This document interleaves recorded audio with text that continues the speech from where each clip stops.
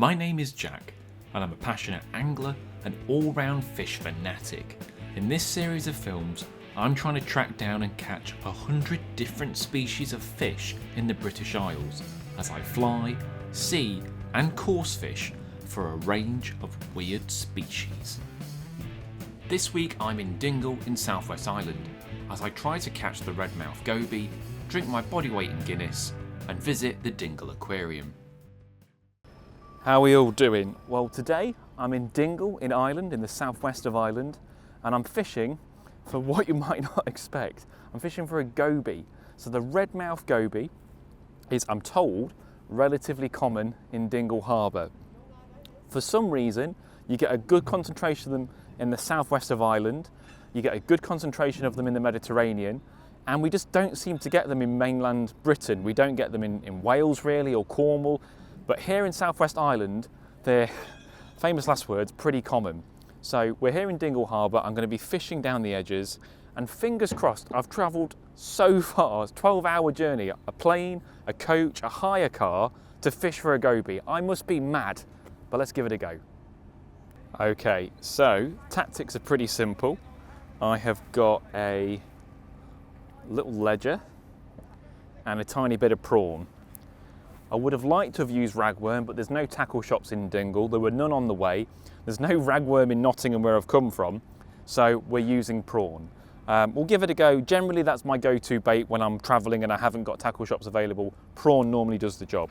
I've got a little travel rod. I've got this little spinning rod and some braid, and that fit in my suitcase quite nicely. So I'm just going to fish down the edge, feel for bites, and fingers crossed we get a Red Mouth Goby. They are very, very pretty fish from what I've seen, so I would really, really like to catch one. The weather's absolutely gorgeous. It's been horrible in England for the last few months. Come to Ireland, the sun is out, it's calm. I feel it, we're gonna get one. So I'm fishing the harbour wall today, so it is quite noisy around me, so excuse me if that, oh, got a tap then. If that's a bit annoying. Oh, that's a fish. And oh, it's a goby. Oh, not the right goby. Okay, so this is a black goby, and they go black in the breeding season, the males do. Obviously this one isn't that black at the moment. And the other way I can tell it's a black goby and a male black goby is because the dorsal fin has got like a little wispy bit at the top. So definitely not a Red Mouth Goby, but it is a goby. Oh well, first fish anyway. Let's try that again. Supermarket prawns are not ideal because they fall to bits, they come off easy, but it's the best I could muster up. So let's fire that down.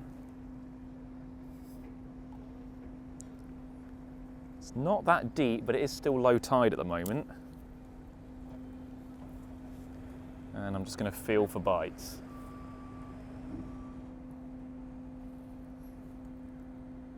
I got here last night and it has been fantastic. I've never been to Southwest Ireland before, I've only ever done Dublin, and everyone is so friendly. The food is fantastic. We went to the Fish Box last night. This isn't a paid sponsorship, it was just amazing. They've got their own boat, so they catch fresh fish every day. Probably the best seafood I've ever eaten. It was incredible. Went to a couple of pubs, obviously had to have a bit of Guinness. It was amazing, some of the pubs around here as well, so I had a really good time last night. But I was struggling to sleep, as I often do before a species hunt, because I just couldn't help but think, what if I've come all this way, spent more money than I reasonably should on a goby, and I don't catch it? So I didn't really think about that when I booked all of this, but we'll see. Because one of the main reasons I've come is to catch this Red Mouth Goby is because I'm writing a field guide to British fish. I realise Ireland's not Britain, but we do get Red Mouth Gobies occasionally in Britain. So I wanted a picture for the book. So hopefully if I can catch one, I can take some pictures and that'll end up in the book. Rod is been tapping. Oh, there we go. That's a better fish. Oh, that is a better fish. Oh, I can see the lips. Oh, that's a strange sentence to say. Wow, look at that. That is a Red Mouth Goby. Fantastic. Look at that, all proud, fin up, and I'll show you these red lips in a second. Absolutely phenomenal. Let's get this in the viewing tank. Let's have a little look at it. Well, there you go. It's actually a bit big for the viewing tank. I'm not 100% sure how big Red Mouth Gobies get, so I don't know if this is a particularly big one or not. For a goby, it's pretty decent size. I mean, I've only really caught giant gobies by accident, bigger than this, so that's amazing. But there's no mistaking what that is because of those fantastic red lips. I am so relieved. I've come a long way to catch this fish. That is absolutely phenomenal. You can't beat species hunting, can you? This is great. I also dropped down some underwater cameras to see what was down there. There was some very chunky bal and wrasse, which explains why I kept getting busted up, as I don't mess about. A black goby grabbed some prawn with a tom pot hot in tow. They really are aggressive little sods. I also found this fish, which I have no clue what it is. It's really stumped me. Maybe a transparent goby, a sea snail, or something else. Comment what you think. A lobster went by as well, which was great to see. And of course my target, the Red Mouth Goby, turned up. They really are gorgeous fish, so I was chuffed to get some clips of them. I found Dingle to be a really beautiful little village with some fantastic character to it. One of the local pubs was also a hardware store, which I thought was absolutely brilliant. It's a bit cliche to say, but the Guinness is definitely better here too. So the sport's been pretty constant today. I've had some bal and wrasse, which have absolutely smashed me up. They've been really good fun. There are a couple of honeypot spots in Dingle for people to target Red Mouth Gobies. To be honest with you, I've caught them in every spot that I fish. I'm on the pier at the moment. I've had them along the rocks. They definitely seem to prefer rocky marks. They're a bit like a leopard spot goby, but just far more aggressive. They hit into the bait. I actually think LRF kind of ISO would work really, really well for them, though obviously I'm bait fishing. It's been really, really good fun. There is another species you get here, although the chances of me getting one are pretty slim, but never impossible, and that is a red blenny or a Portuguese blenny. They're a bit like a tom pot, but a little bit smaller and obviously very red, and you do get them in Southwest Ireland, although whether you get them in Dingle Harbor, I don't know, but they are around here. I've had an absolute blast. I'm so happy that I've got it because I've come a long way to not catch that fish. So some people might call me bonkers or mad for travelling all the way to Southwest Ireland just to catch a goby. I'm absolutely chuffed that I've got one. I think what I'm going to do now, because the harbour's getting a bit busier, is I'm going to head to Dingle Aquarium.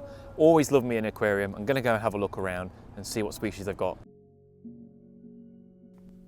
I headed over to the aquarium as I wanted to see what they had.